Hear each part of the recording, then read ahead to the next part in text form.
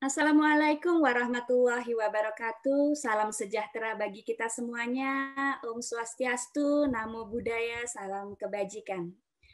Sudah matang buah mangga, boleh dimakan kapan saja. Selalu semangat untuk semua. Kita mulai Undip Podcast-nya. Secara umum berbicara mengenai ilmu perpustakaan, mahasiswa akan diajari cara mengelola dokumen dan pusat dokumentasi dan informasi agar dapat berdaya guna bagi perkembangan pengetahuan di tengah masyarakat. Berbagai kemampuan dalam hal manajemen, pemasaran, komunikasi, aplikasi teknologi informasi, serta kajian diseminasi informasi harus dikuasai oleh lulusan dari program studi ilmu perpustakaan. Ilmu perpustakaan Undip merupakan di Ilmu Budaya Universitas Diponegoro yang memiliki visi dan misi. Misinya diantaranya adalah menyelenggarakan pendidikan berbasis penelitian yang dalam bidang ilmu perpustakaan dan informasi, serta mengembangkan penelitian dan publikasi ilmiah sebagai sumbangan terhadap perkembangan ilmu perpustakaan dan informasi. Baiklah, kita akan mengupas lebih jauh lagi mengenai ilmu perpustakaan yang sebenarnya memiliki posisi yang krusial dalam perkembangan peradaban, sekaligus ngobrol bersama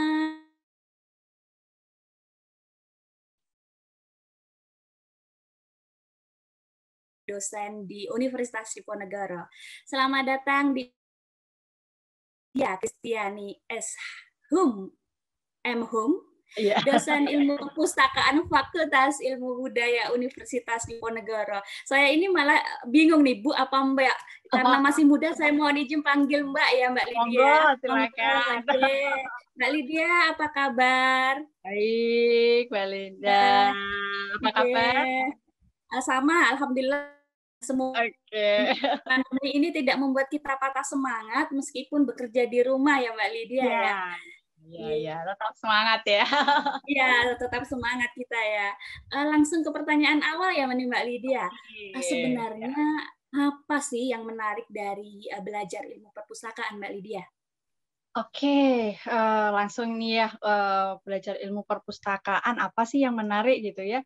Karena kalau misalkan kita lihat nih ya, kalau di perpustakaan itu mungkin apalagi buat anak-anak sekarang sudah bukan hal yang menarik ya.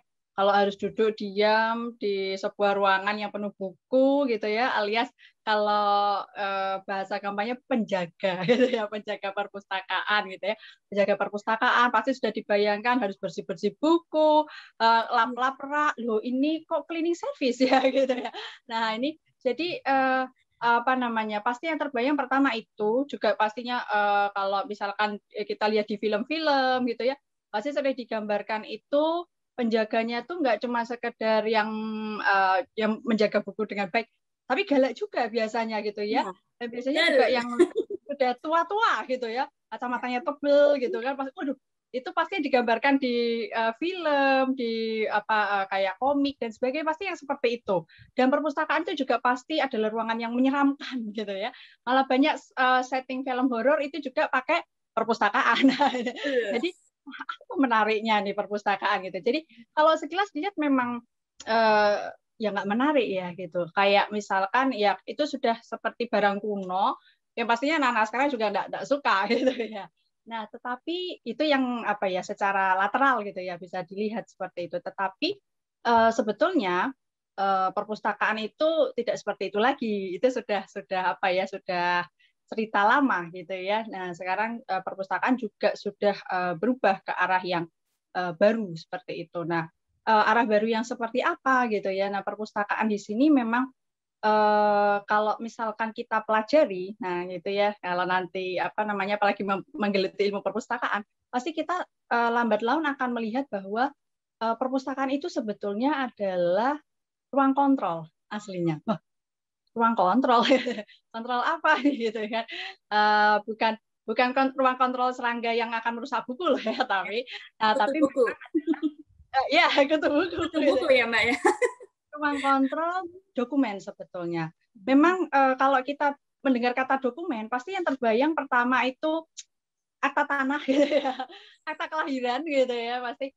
atau mungkin yang kita lebih kenal arsip seperti itu. Tetapi sebetulnya buku-buku di perpustakaan, dan karena di perpustakaan sebetulnya kalau misal kita berkunjung ke perpustakaan nasional juga nggak hanya buku gitu ya, di sana ada peta, kemudian ada lukisan juga gitu kan. Kok perpustakaan punya kayak gini gitu ya.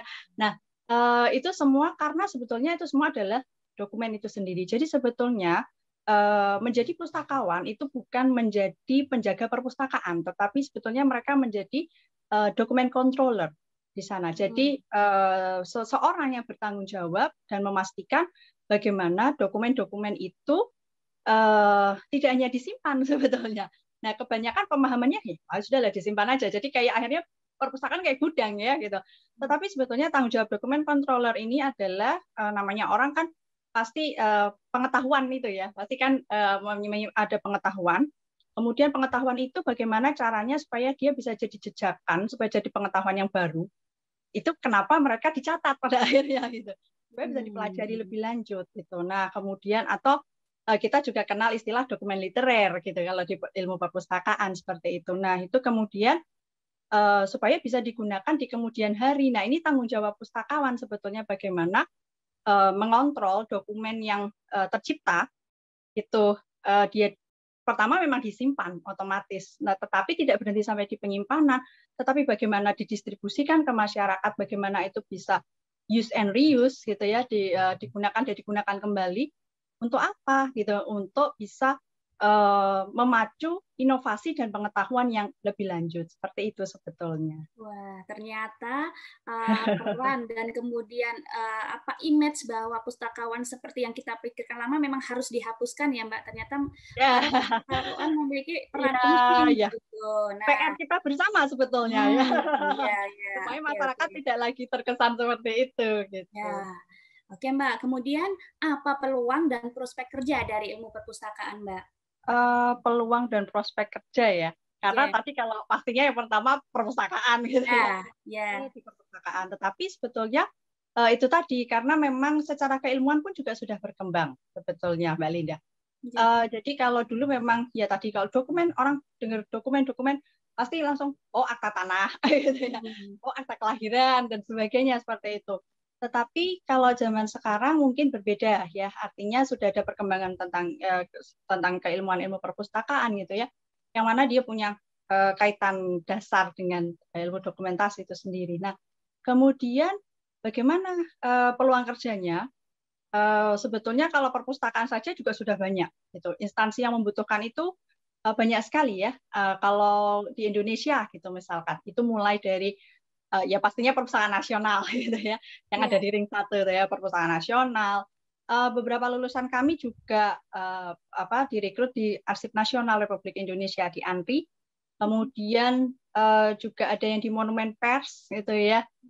Monumen Pers itu ada di Solo, tetapi dia kan sebetulnya juga instansi pusat ya. Kemudian belum terhitung yang ada di daerah di provinsi, kemudian tingkat provinsi, tingkat kota, kabupaten, gitu ya, tingkat kota, kabupaten, dan juga di institusi pendidikan, gitu ya, mulai dari pendidikan dasar sampai pada pendidikan tinggi seperti itu. Jadi intinya sih prospek kerjanya itu luas ya.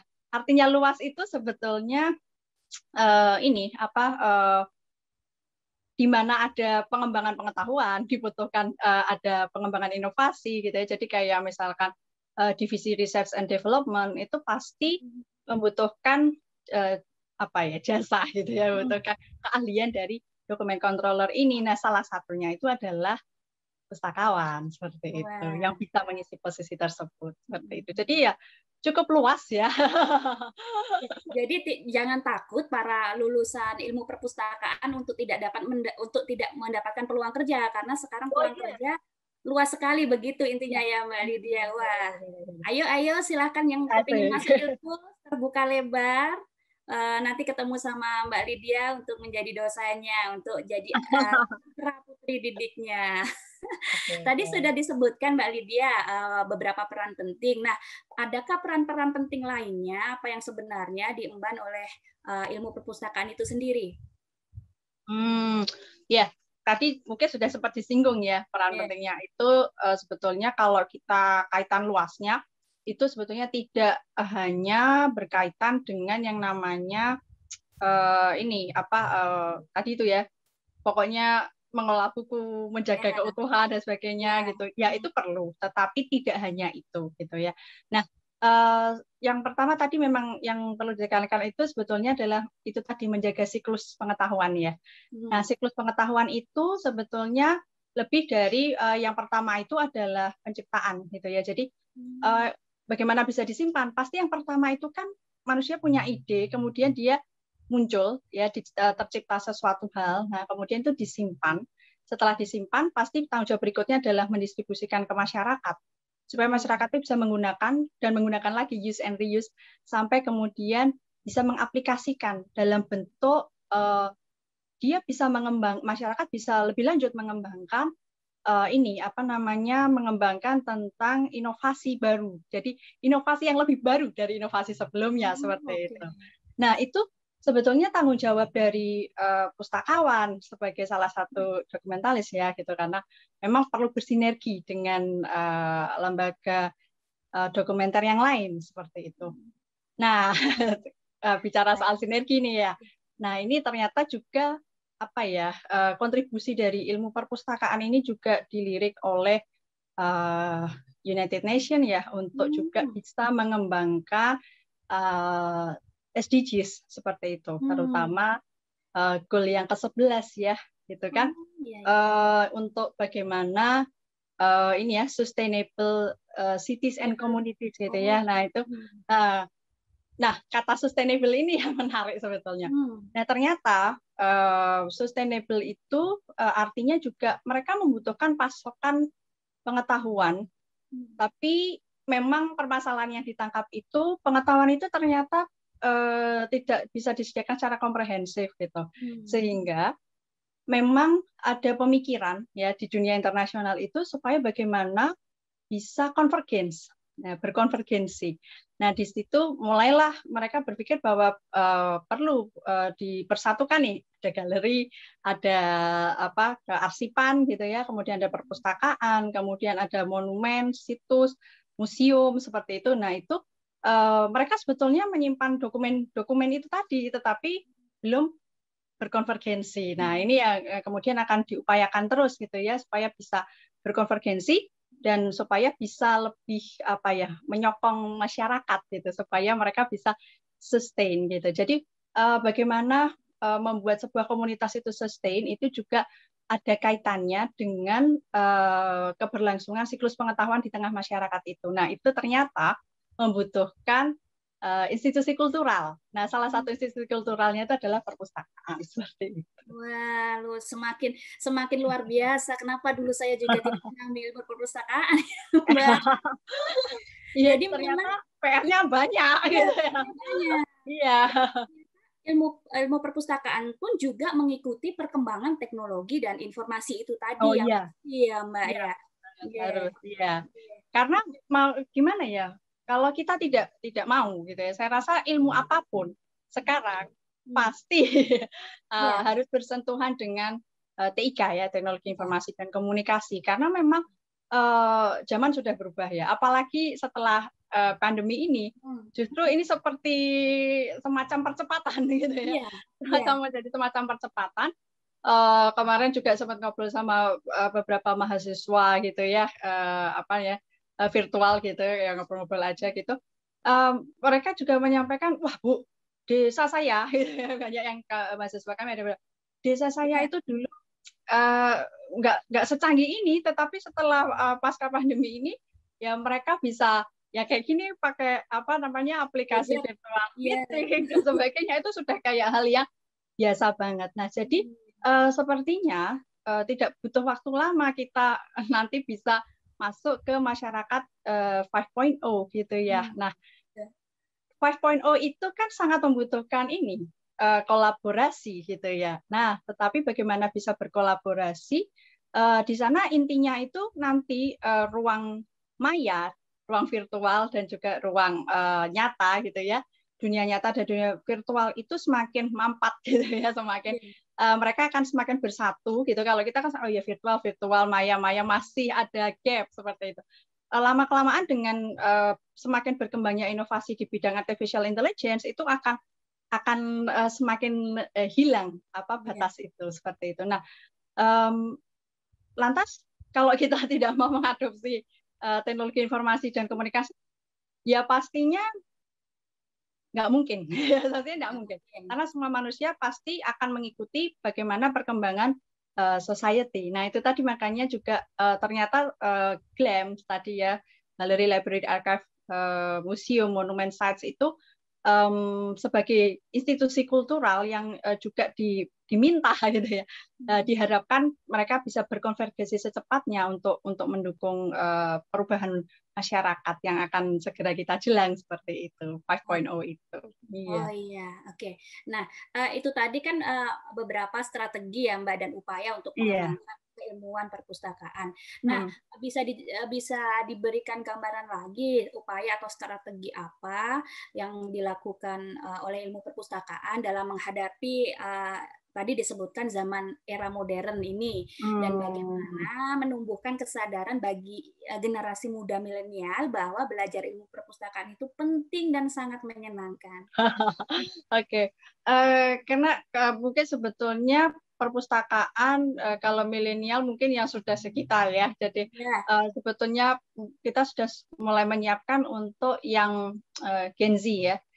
Zennial, kemudian juga yang sekarang masih anak-anak ya, generasi alpha gitu ya. Nah, ini memang juga sudah mulai difikirkan karena memang setiap generasi punya ciri yang berbeda. Nah, Gen Z ini uniknya mereka kalau baca konvensional gitu ya, yang kayak cuman hanya menstimulus penglihatan, itu udah nggak mau gitu. Mereka lebih suka belajar dengan mikro konten sekarang seperti itu ya. Mereka harus butuh lihat video dan sebagainya seperti itu. Minimal pandang dengar ya, audiovisual gitu. Tetapi nah ini memang mereka itu atraktif. Katanya atraktif gitu ya. Ya nggak katanya, tapi memang kalau kita lihat di masyarakat memang seperti itu. Semakin mereka bisa memaksimalkan panca inderanya itu, semakin mereka bisa mendapatkan pengetahuan seperti itu. Nah, perpustakaan tentu melihat hal ini juga harus adaptif juga. Yang pertama tadi tentunya diperlukan adanya terobosan gitu ya. Ada strategi tindak lanjut seperti itulah. Nah, yang pertama memang pasti tadi yang soal digitalisasi yang nggak bisa dihindari, otomatis itu yang dilakukan. Karena ya itu tadi dunia virtual itu sudah bukan sudah di depan mata, sudah kita jelang seperti itu. Nah, kemudian bagaimana supaya kita upayakan library in hand, gitu ya. Jadi perpustakaan dalam genggaman.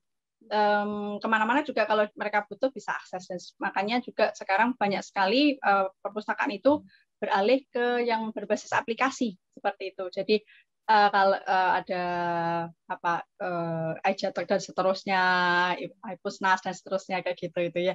Jadi memang sudah ke ranah yang ya tadi untuk mewujudkan library in hand. Nah, terus yang di tataran fisik gimana nih ceritanya? Dihancurkan aja atau gimana ya? Itu kan ya tentu tetap masih dipikirkan bagaimana library as place itu, karena itu tadi kalaupun berbasis aplikasi, toh yang distimulus itu tetap terbatas panca inderanya. Jadi memang mereka pertama membutuhkan ruang gerak. Nah, itu yang memang kemudian dipikirkan oleh perpustakaan ya. Catatannya sih sudah cukup panjang sebetulnya. Mulai dari yang pertama itu TBM sebetulnya, taman baca. Ya, kalau mungkin Mbak Linda juga lihat ya, kebanyakan perpustakaan itu kan gedungnya keker ya.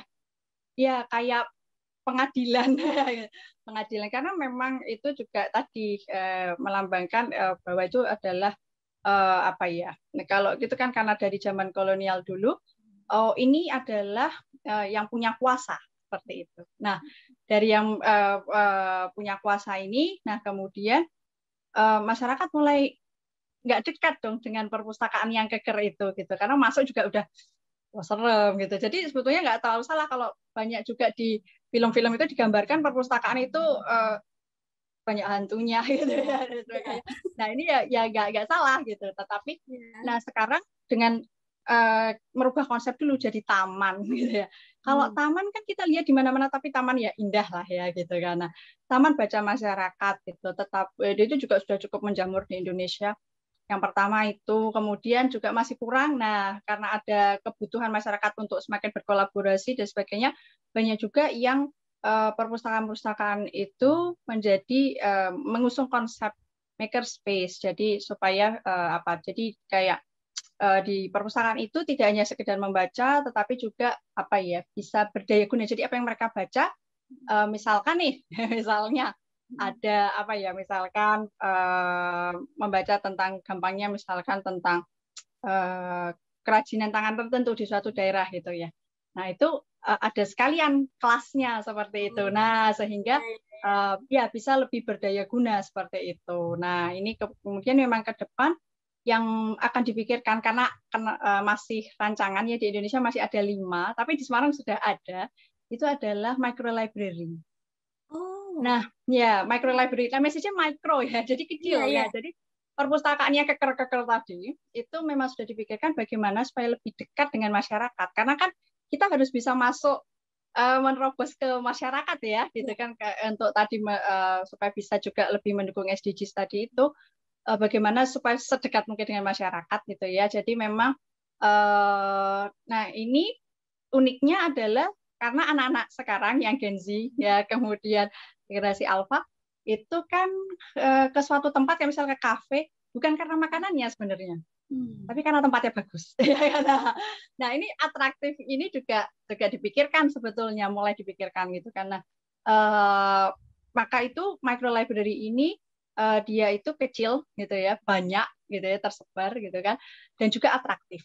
Gitu. Jadi yang diusung itu adalah itu tadi the power of small gitu ya, kemudian atraktif gitu ya, and many dan banyak kayak gitu. Nah kemudian di sini yang nanti mungkin diharapkan bisa membantu masyarakat gitu ya, jadi kayak infiltrasi ke masyarakat untuk menyuntikkan pengetahuan itu. Nah di situ memang bangunannya aneh ya. Kalau bisa dilihat bentuknya aneh sebetulnya. Memang dibuat aneh gitu ya. Desain-desain postmodern seperti itu. Nah, misalkan kayak yang di Semarang itu micro library warak kayu itu ya dibuat kayak sarang lebah gitu. Jadi untuk misalkan menggapai koleksinya dan apa itu juga perlu ada misalkan kalau anak kecil bisa manjat dan sebagainya kayak gitu. Nah, itu juga ternyata yang ada atraktif seperti itu lebih bisa menarik minat masyarakat. Jadi library as place-nya juga dipikirkan supaya mereka lebih mikro, banyak, dan juga supaya bisa lebih dekat dengan masyarakat itu sih. Jadi terobosannya memang dipikirkan seperti itu. Sejauh ini masih sebatas perpustakaan ya, tetapi memang ke depan itu sebetulnya juga dipikirkan bagaimana GLAM tadi. Jadi mungkin tidak hanya buku, tetapi nanti ke depan juga ada galeri, museum itu juga bisa lebih infiltrasi gitu ya ke masyarakat tadi. Untuk itu tadi supaya mendorong inovasi supaya lebih masyarakat kalau banyak pengetahuan, mereka pasti juga banyak berpikir, mereka bisa ini apa namanya berkolaborasi ya ciri masyarakat 5.0 untuk bisa menghasilkan inovasi-inovasi yang apa ya lebih baru dari pengetahuan yang sudah ada sebelumnya seperti itu Mbak Lina. Lantas kalau itu mungkin bagi masyarakat perkotaan itu tentu tidak asing. Kalau bagi daerah gimana ya Mbak? Sebetulnya ke daerah sama tadi, karena yang misalkan TBM itu sebetulnya lebih pada daerah-daerah yang di desa-desa malah suburnya gitu. Nah, terkait dengan micro library, ini memang kita kalau di Indonesia masih di Bandung, di luar di Bandung ada 4 gitu ya, karena memang kan Bandung apa ya kalau kita ke sana kan kotanya estetik ya memang. Nah itu jadi memang menarik minat, memang apa banyak arsitek yang juga mengerjakan itu gitu ya untuk menarik. Jadi gedungnya itu bentuknya aneh dan mereka itu menggunakan barang bekas ya. Jadi kayak dari ramah lingkungan gitu ya, misalkan menggunakan eco-brick dan sebagainya seperti itu. Karena kan memang tujuannya ini untuk sekaligus SDGs tadi ya sebenarnya. Nah, jadi saya rasa justru lebih mudah di pedesaan. Karena kalau di pedesaan sebetulnya apa ya banyak masyarakat yang terutama yang mungkin masih susah listrik ya gitu. Jadi mungkin membaca itu masih jadi pilihan gitu. Nah, justru yang menjadi persoalan itu adalah itu tadi, karena microlibrary itu kan misinya gitu ya, misinya itu kan make reading attractive again gitu kan. Jadi bagaimana itu bisa menjadi sesuatu kegiatan yang atraktif gitu. Nah, kalau di pedesaan memang nanti rencananya kan sampai pada 2030 diharapkan di Indonesia itu sudah ada 100 bangunan. 100 bangunan itu sebetulnya tidak hanya di kota besar, tetapi memang di uji cobanya itu pertama di Bandung.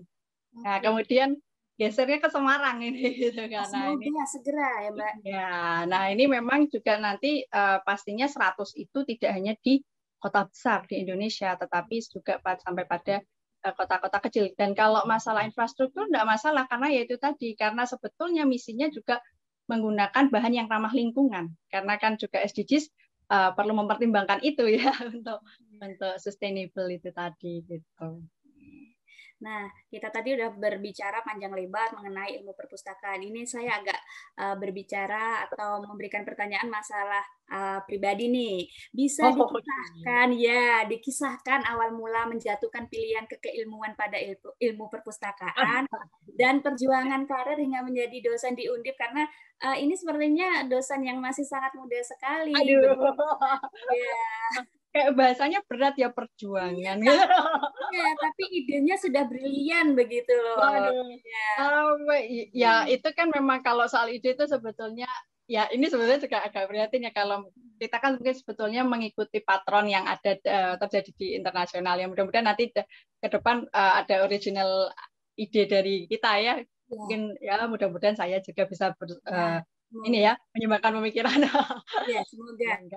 Apa namanya ya cita-cita ya, Mbak Linda ya. Okay. Nah kalau itu menjatuhkan pilihan tadi ya, soal apa menjatuhkan pilihan di ilmu perpustakaan ya, karena tadi Mbak Linda di awal juga sudah menyampaikan kan ilmu nggak menarik gitu ya. Ngapain nih ke sini gitu, malah mungkin sampai terjun jadi dosen seperti itu. Awalnya sih sebenarnya ini ya enggak yang apa ya terlalu idealis atau gimana, enggak gitu. Jadi sebetulnya ya pastinya setelah lulus S1 pengen kerja gitu ya pastinya ya. Pasti yang akhirnya yang pertama saya lihat itu adalah peluang kerjanya seperti itu. Jadi memang ilmu perpustakaan itu sudah terkenal peluang kerjanya banyak. Jadi istilahnya itu yang lowongan dengan apa namanya ya, yang lulusan itu memang bisa dikatakan masih banyak lowongannya sebetulnya gitu. Karena tadi juga sudah saya sampaikan ya Mbak Linda ya, mulai dari apa namanya instansi pemerintah yang ada di pusat gitu ya, yang di ring 1 gitu ya, ada perpustakaan nasional itu butuh gitu, arsip nasional, monumen pers gitu ya, kemudian belum terhitung juga di kantor berita itu juga bisa gitu ya, beberapa lulusan kami itu juga ada di kerja di apa ini ya media seperti itu juga dibutuhkan ternyata gitu. Nah belum terhitung BUMN tadi ya, kemudian instansi swasta ya, bahkan kan listed company pun juga membutuhkan gitu. Jadi kayaknya lumayan kan, oportunis sekali sebenarnya ya. Awalnya ya udahlah ini kayaknya oke lah gitu. Jadi kalau misalkan nanti nggak bisa masuk sini, masih banyak lahan ya gitu misalkan, banyak cadangannya kasarnya gitu. Tetapi setelah masuk nih gitu ya, saya masuk itu tahun 2006 di Universitas Diponegoro di Universitas Diponegoro, program studi ilmu perpustakaan ya, program studi ilmu perpustakaan dulu Fakultas Sastra. Tapi saya lulus tahun 2010 itu sudah berubah menjadi Fakultas Ilmu Budaya ya, makanya kemudian tadi seperti gelarnya sudah disebutkan di depan ya, Shum Mhum. Tadi Mbak Linda saya humaniora ya Mbak ya, saya humaniora ya Mbak ya. Sarjana humaniora ya. Jadi Shum Mhum karena waktu itu sudah berubah menjadi Fakultas Ilmu Budaya. Nah dari situ saya ketemu pengajar-pengajar di Undip itu yang akhirnya ini unik juga ya sebetulnya apa yang dikerjakan di ilmu perpustakaan ini, karena ya saya nggak beda sama mungkin masyarakat pada umumnya gitu ya, kita pikir ya apa namanya perpustakaan ya kerjanya juga nggak berat gitu ya pikirnya. Kan yang penting kan koleksi aman, buku oke gitu kan. Dan pasti itu tadi juga terkenal dulu kalau misalkan zaman sekolah di SD, SMP, SMA gitu ke perpustakaan kan pasti mengembalikan harus tepat waktu, kalau nggak didenda gitu ya. Terus kemudian ini wah enak itu, nggak susah lah gitu, pikirnya gitu aja, apa namanya simple. Tetapi ternyata ketika masuk kemudian mulai belajar, wah ini ada apa ya, ada sesuatu yang menarik untuk dikerjakan seperti itu. Nah, mulailah tumbuh pemikiran-pemikiran untuk apa ya mengembangkan seperti itu sebetulnya. Nah, karena itu setelah lulus S1 ya penasaran ya untuk tahu lebih lanjut gitu. Kemudian saya melanjutkan ke jenjang magister gitu di Universitas Indonesia. Ya itu, jadi setelah lulus masuk ke sana. Kemudian saya selesai tahun 2013 ya. Kemudian ada ini seleksi CPNS ya. Seleksi CPNS saya lihat. Setelah lulus iya. Setelah lulus S2, ya setelah lulus S2 dari Universitas Indonesia tahun 2013 itu kebetulan ada ini pembukaan apa seleksi CPNS gitu tahun 2014 pertengahan kira-kira. Nah, itu kemudian ya saya ikut seleksi gitu, ternyata lulus gitu ya dan keterima, dan waktu itu memang milih gitu ya. Nah mungkin juga kenapa memilih Universitas Diponegoro gitu ya, karena nah ini balik lagi ini tadi apa namanya ya oportunis saya tadi ya, balik lagi karena di Uni waktu itu banyak butuh 2 gitu ya. Sementara mungkin yang lain itu butuh 1. Wah, peluangnya berarti lebih tinggi gitu kan. Saya pikir cuma gitu aja gitu. Tetapi ternyata ya itu tadi setelah mendalami, apalagi kemudian sekarang berkecimpung di dunia akademisi, saya juga apa ya tergabung pada beberapa konsorsium di Indonesia untuk mengembangkan ilmu ini. Akhirnya semakin terlihat gitu ya bahwa memang ini itu sebetulnya adalah berlian yang belum diasah kalau saya bilang.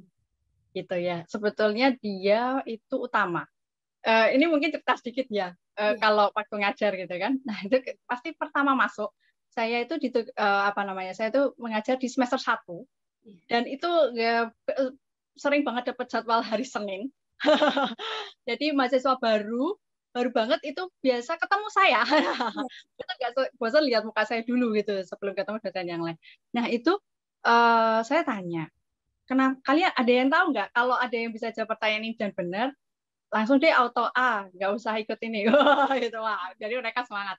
Tetapi memang belum ada yang bisa memecahkan gitu. Tapi setelah podcast ini mungkin banyak yang lihat nanti ini udah tidak bisa ditanyain, tapi nggak apa-apa lah. Ya, jadi saya tanya, kenapa sih kok ini ada di bawah ilmu budaya seperti itu di Universitas Diponegoro, ilmu perpustakaan? Karena mungkin ini yang mungkin tidak banyak disadari gitu ya.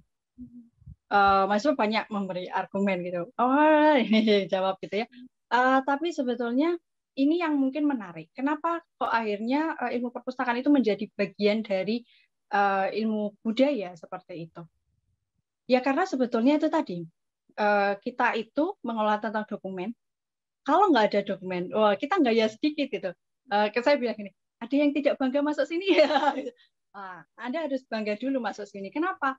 Karena sebetulnya kalau kita boleh sombong nih, gitu. Kalau nggak ada ilmu perpustakaan itu nggak akan ada ilmu lain. Wah, kok bisa Bu? Gitu. Loh iya, kalau nggak ada dokumen, gitu ya, no dokumen. Kamu mau belajar apa? Gitu. Nggak akan ada ilmu itu berkembang. Nggak akan itu bisa jadi matematika, fisika dan seterusnya, gitu kan. Kita nggak akan mengenal pemikiran-pemikiran ahli apapun itu, gitu kan. Jadi gimana? Nggak akan bisa karena nggak ada trace, nggak ada jejakan. Nah, jejakan-jejakan ini yang sebetulnya perlu dikelola secara sistematis. Nah, ini salah satu pengelolanya itu adalah pustakawan seperti itu. Jadi apa ya fundamental kalau saya bilang. Nggak ada ilmu perpustakaan itu nggak akan ada ilmu lain wah kalau sombong gitu ya.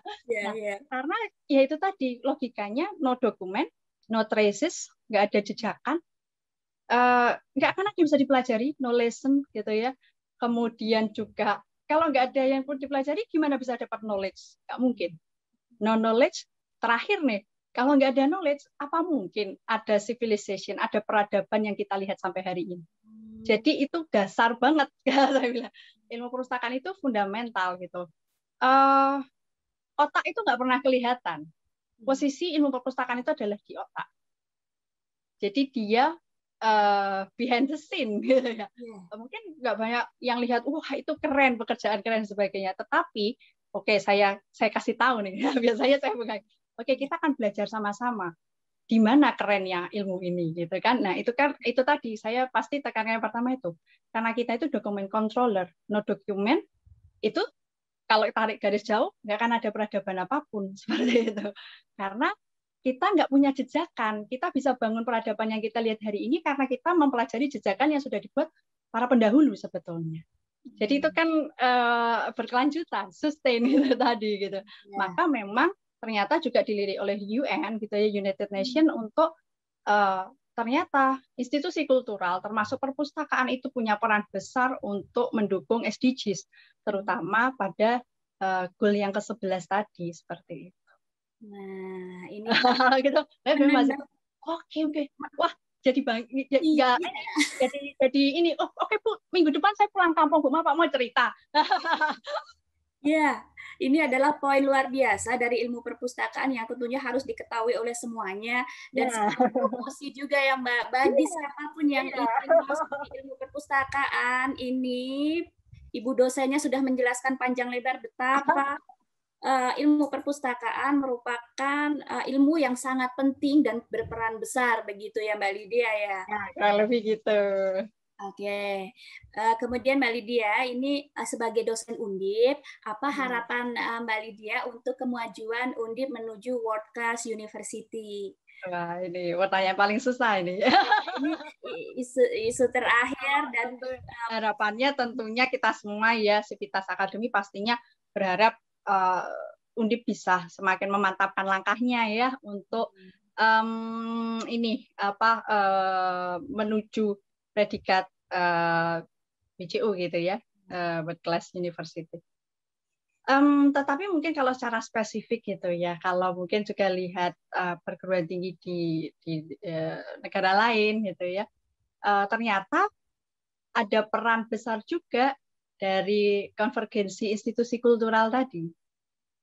Ya salah satunya adalah perpustakaan. Gitu ya. Kenapa saya bilang salah satu? Karena memang ternyata kita perlu berkolaborasi, perlu berkonvergensi dengan institusi kultural yang lain tadi. Gitu ya, ada galeri, kearsipan dan museum, monumen, situs, seterusnya seperti itu. Ya jadi mungkin harapan saya nih ya mungkin suatu hari gitu ya mungkin juga mungkin yang diupayakan bersama konsorsium tapi yang memang masih diskurs ya masih dibahas dulu itu seperti apa bentuknya tetapi mungkin suatu hari bisa setiap perguruan tinggi di Indonesia termasuk Undip ya terutama Undip kalau bagi saya gitu ya itu bisa punya semacam pusat dokumentasi ilmiah ya yang yaitu tadi yang menggunakan konsep dasar konvergensi institusi kultural tadi seperti itu ya dan kalau saya lihat memang yang perguruan tinggi yang sudah menyandang predikat World Class University itu memang juga mau nggak mau otomatis yang pertama diurus di otaknya itu ya.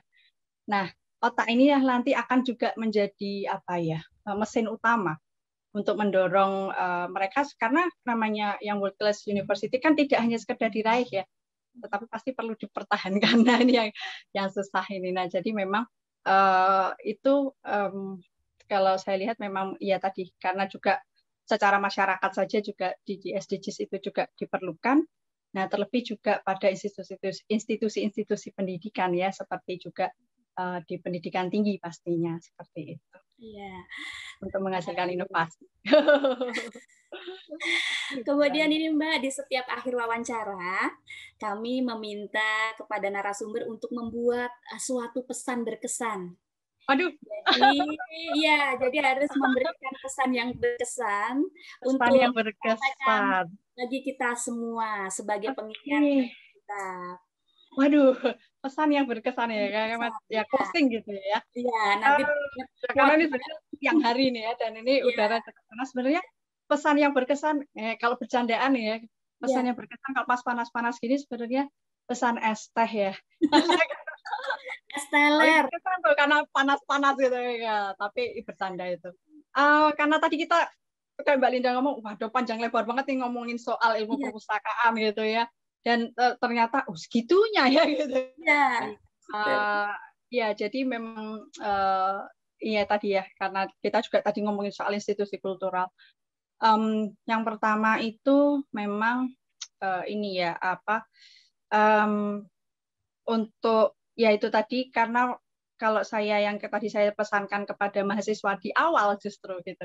Karena kalau saya rasa untuk menggeluti suatu bidang ilmu perlu ada kebanggaan terlebih dahulu ya. Jadi kalau nggak ada rasanya juga ya malas-malasan ya kayaknya apa iya sih benar dan sebagainya gitu. Jadi ya itu tadi, karena memang pada dasarnya itu jika kita ya tadi kalau nggak ada dokumen, no dokumen gitu ya, nggak akan ada jejakan apapun, no traces gitu ya. Kemudian nggak akan ada yang bisa dipelajari, dan juga nggak akan ada yang menghasilkan pengetahuan apapun, no knowledge. Nah kalau sudah no knowledge, ya no civilization, bisa jadi paling parah seperti itu. Nah maka ini yang perlu kita rubah kalau dari segi ilmu perpustakaan gitu ya. Karena di peribahasa pun itu sebetulnya juga sudah ada. Kita sering kenal tuh ya, namanya ada gajah mati meninggalkan gading, ya kan? Harimau mati itu meninggalkan belang. Kalau manusia mati itu meninggalkan nama. Nah, yang sering nggak dipahami itu adalah bahwa sebetulnya setiap manusia hidup, setiap manusia itu adalah juga dokumen itu sendiri. Jadi ya gampangnya gini, orang tua kita pelajari ya, bagaimana mereka, apa yang membuat mereka gagal, apa yang membuat mereka berhasil. Orang tua kita adalah referensi untuk kita, dan yang perlu diingat, kita itu juga adalah referensi untuk generasi penerus. Nah, parahnya hari ini ya, sekarang ini gitu kan, orang itu mendokumentasikan dirinya itu hampir tiap detik. Nah, maka itu yang mungkin perlu diwaspadai supaya kita betul-betul bijak bisa menggunakan setiap detik kehidupan kita itu untuk meninggalkan jejakan, traces tadi ya. Karena kita itu dokumen, nggak sadar gitu ya. Kita dokumen, jadi kita bisa meninggalkan jejakan yang baik supaya nanti kita bisa menjadi referensi yang baik bagi generasi penerus. Mungkin seperti itu ya. Boleh mengutip puisi ini ya sedikit ya dari Sapardi Djoko Damono. Yang fana itu waktu, kita itu abadi. Nah, itulah, jadi memang karena kita abadi, jadi jangan sampai kita mengabadikan yang tidak baik tentunya, karena kita pun akan menjadi referensi bagi generasi selanjutnya, seperti juga para pendahulu, kita jadikan referensi untuk kehidupan kita hari ini. Mungkin itu ya. Dan semoga podcast kita ini juga abadi ya Mbak ya, sebagai sejarah ya. Ya, betul. Luar biasa sekali. Terima kasih Mbak Lydia atas waktu dan pesan-pesannya tadi. Juga ya, sama-sama Mbak Linda. Tentunya terima kasih, ngobrol-ngobrolnya seru ya. Seru nih, kalau terusin ngobrol nanti panjang ya Mbak ya. Nanti di balik layar aja ya Mbak ya. Iya. Oke. Sekali lagi terima kasih untuk waktu dan banyak yang tentunya bermanfaat bagi kita semua. Sukses selalu untuk Mbak Lydia dan terus semangat. Terima kasih Mbak Linda. Iya. Mungkin terakhir itu tadi ya. Biasanya tadi kalau saya lihat podcastnya Mbak Linda kan pasti pakai pantun ya. Iya. ini pantunnya jadi, nanti juga agak balas pantun juga. Oh enggak. Tapi boleh ya nyampaikan sedikit aja sih. Iya, nggak apa-apa. Makan gorengan, minum es selasi. Cukup sekian dan terima kasih. Saya kira 1 ditambah 1 2 gitu. itu pantun zaman dulu kala ya Mbak Gita ya. Sempat dibalas kan. Ya, betul itu enggak. itu juga menjadi ya. Dokumen loh Mbak itu Mbak. Iya, betul banget loh. Generasi kita masih itu sama apa namanya percetakan ya. sama PNRI dilombakan kan untuk lomba pantun, karena itu pantun juga dokumen. Nah, nah ini Tip, jadi tip, tip, tip. ya, jadi sekali lagi betapa ilmu perpustakaan adalah ilmu yang penting.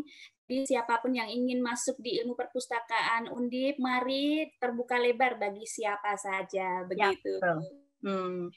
Kesimpulan dari bincang-bincang hari ini adalah posisi krusial ilmu perpustakaan dalam perkembangan peradaban adalah pada dasarnya peradaban manusia tumbuh karena ada perkembangan pengetahuan dan inovasi, yang mana perkembangan pengetahuan dan inovasi sangat bergantung dari bahan dasarnya yaitu dokumen.